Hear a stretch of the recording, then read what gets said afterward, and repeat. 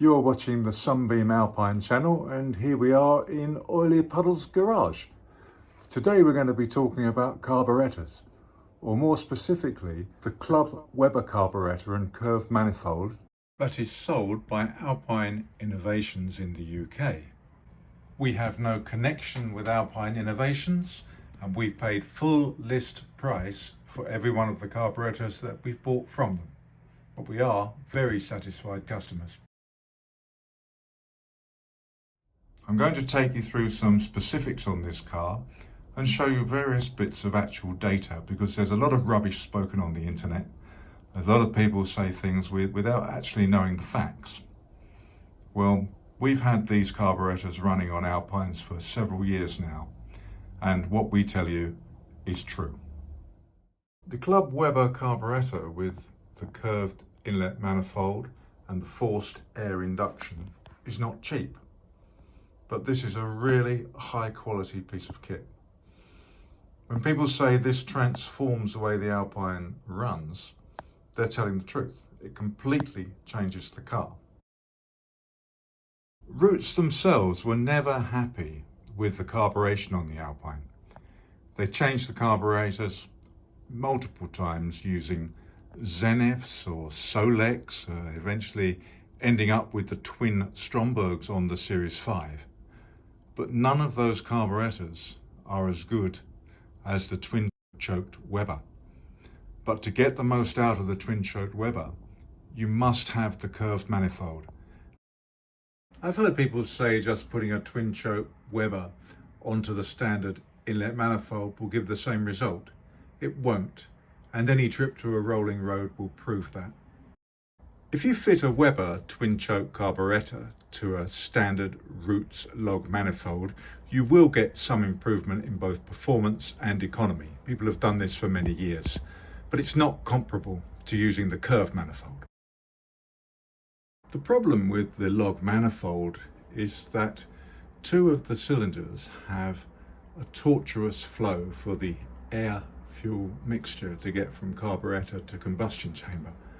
The mix has to go around a right angle bend, and what happens is the fuel tends to build up in the intake manifold and puddle at the bottom. When you get the mixture correct for numbers 1 and 4, there are problems with 2 and 3. When you get it correct for 2 and 3, there are problems for 1 and 4.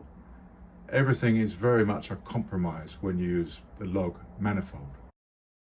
The curved manifold does away with all of these problems.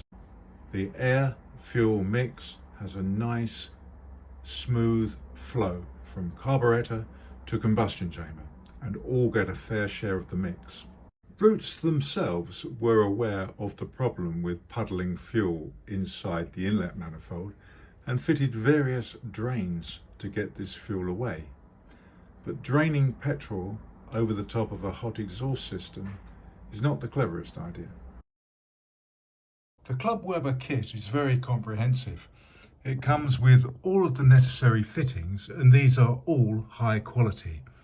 The linkage features rose joints at each end, and there is a bracket to fit to the firewall to ensure that you get the linkage lined up correctly with the carburettor. You won't need that on all series of cars, but on some you will need to change it. You'll notice on this manifold, the takeoff on number 4 is blanked off. This is because on the earlier curved manifolds, that was tapped in order to put the pollution control valve there. You shouldn't use that there. It makes number 4 run weak. You're much better off to blank that, and if you want to use the PCV, screw it into the threaded hole underneath the carburettor here. In our case, we don't use it at all. We don't need to, so we don't. We just vent to atmosphere. On the latest version of the curved manifold, this hole is no longer drilled and tapped. Alpine Innovations sell several versions of the Club Weber Carb setup. The most popular has an air filter located above the carburettor rather than the forced induction that we prefer. Curved manifolds and single twin-choke Weber carbs had been very successfully used by racers in New Zealand in the 1960s. In the early 1970s, Webcon worked with Roots on the development of the high-performance Hunter GLS, and a curved inlet manifold made to a Mangaletzi design was originally planned. In the end, Roots went for twin 40 DCOE Webers. Webcon retained the prototype curved manifold that had been designed for the slant GLS Hunter engine. It was this that became the starting point for what we now call the Club Weber manifold. As a result of a lot of hard work by owners such as Eddie Zetlin, Peter Pescu, John Slade and Jerome Sen, as well as enthusiastic support from the UK Owners Club, the prototype was developed into a full production-ready curved inlet manifold matched to a correctly jetted 3236 Weber DGV carburettor. We hope to film another video dedicated purely to how that development was undertaken. In like-for-like testing, the Club manifold setup outperformed a standard Series 5 twin Stromberg setup by 17%. And of course, Strombergs have to be kept in synchronization. They often split their diaphragms, and you need to ensure that the oil dashpots always have oil in them. In comparison, the Club Weber Carb setup is maintenance-free. It's a fit and forget option. The Club Weber Carb setup is suitable for Sunbeam Alpine Series 1 to 5, the Sunbeam Rapier Fastback, the Hillman Hunter, the Humber Scepter and the Singer Vogue, as well as the Sunbeam Rapier Series 3 to 5, although you will have to do some minor adaptations with those. The original development work and setting of jettings and everything else was done with a 1725 engine. And obviously the jets you need can vary according to the camshaft you have, the wear of the engine, the type of exhaust, even the type of fuel that you're using. But when we took our 1592 to a rolling road to see if we could improve the jetting, it was absolutely perfect and they could not improve on it in any way. Most owners will find that this carburettor setup and manifold will fit directly to their car, and it will run better than it ever has with the standard jettings straight out of the box. The white Alpine is an automatic. We took a Weber DCD and log manifold off of it, and it performs much better with the Club Weber setup. But to use it, it requires a new linkage to operate the kickdown cable. Our linkage was made by Graham Howard in the UK Owners Club. Alpine Innovations can now assist with getting kickdown linkages for automatic Alpines made.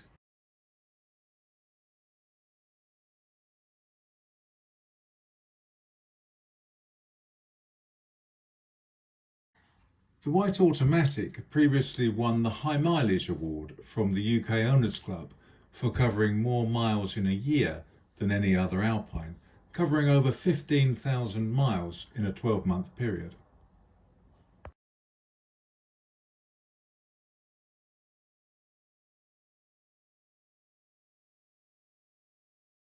If you buy the kit from Alpine Innovations, it comes in a box containing everything that you need. And there are several options as to how much you buy and whether you buy different filters or induction or whatever. You would have to speak to them for exactly what's going to suit you. We like the additional air induction that sucks the air in from the front of the car, because if we end up sitting in stop-start traffic, we know that the air going into the carburettor is at the ambient temperature of the air around us, rather than hot air being sucked in from above where the exhaust pipes are. Cold air is obviously denser, and if you can get cold air going into the carburettor, it increases your performance. The Apollo air filter also catches all manner of rubbish, which, if you only have a wire mesh filter, would normally find its way into your engine. Whichever of the kits you choose, it will come complete with a fine mesh microfiber filter. This car is fitted with a tracker that will locate it within a few meters anywhere. It's very accurate in terms of giving readings of speed and distance, and it allows us to do detailed calculations of how many miles a gallon we're getting and how well the car is performing. And this car does perform very well indeed. Those of you that watch this channel regularly will be familiar with my own car, Alpi. But those of you who may not have seen her before, I just want to run through how she is set up. Firstly, the engine is bored to plus 60. The cylinder head has the Vizard head conversion. The horn openings on both sides are welded up, and she runs with an electronic ignition and a pair of electric fans. Alpi has an overdrive gearbox and a non-overdrive 3.89 differential. This is a real-world example of just how good this carburettor is. It covers our adventures last weekend going to Roots Heritage Day at the British Motor Museum in Gaydon. The tracker gives us highly accurate measurement of distance and time. The fuel tank was brimmed before leaving home. We travelled from Hythe to Solihull, 189.28 miles, with a top speed of an actual 71.9 miles per hour.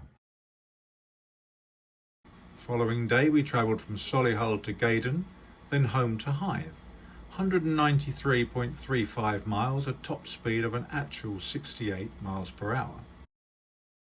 We did a total of 382.63 miles, and we did this on one tank of fuel. I refilled her with 41.18 litres, that's 9.06 UK gallons. This equates to over 42 miles per gallon. With an 11-gallon tank, Alpi now has a range of about 440 miles on a single tank full of petrol.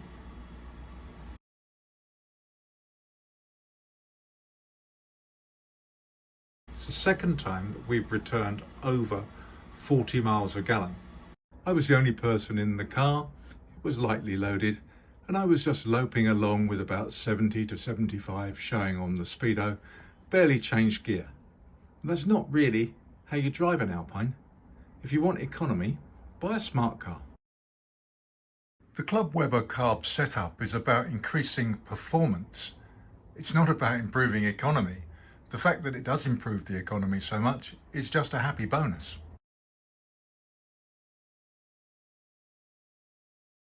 It is now 4 days after the Roots Heritage event, and we're going to drive from Hythe in Kent down to Wimborne in Dorset to see my granddaughter. The roads are a mix of A and B roads with a little bit of motorway. It's uphill, downhill, lots of accelerating and decelerating. It's much more like real-world driving.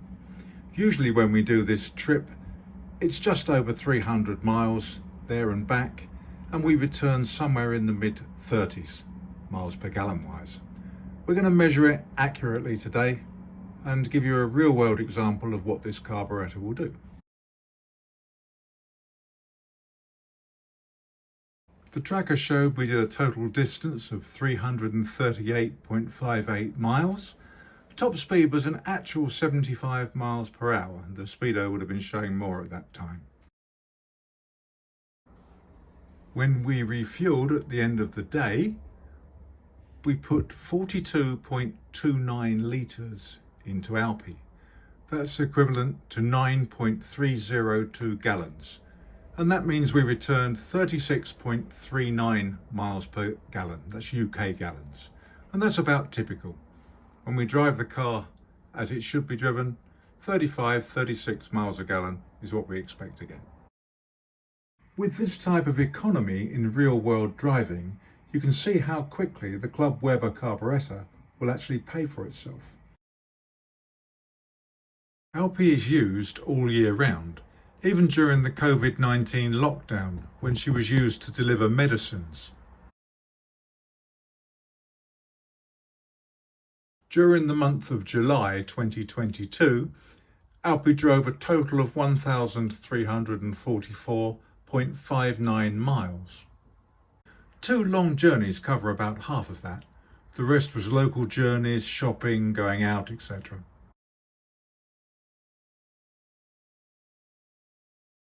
Alpi can be reliably used like this because of the Club Weber Carb setup. Compared to the standard setup, the pros are that it's smoother, faster, more powerful, less maintenance, more reliable and much more economical. The only con is that it's expensive, but it is a very high quality, well-designed product. If you're using the Club Weber Carb setup, tell us about your experiences in the comments below. If you're going racing or need ultimate acceleration or top speed, you might prefer twin 40 DCOE Webers. Some owners love them, but they can be temperamental, thirsty and frustrating. We're currently planning a video that will show how to get the best out of twin 40s, so keep your eye out for it. For normal, everyday road use, in our honest opinion, you can't beat the Club Weber Carburettor setup.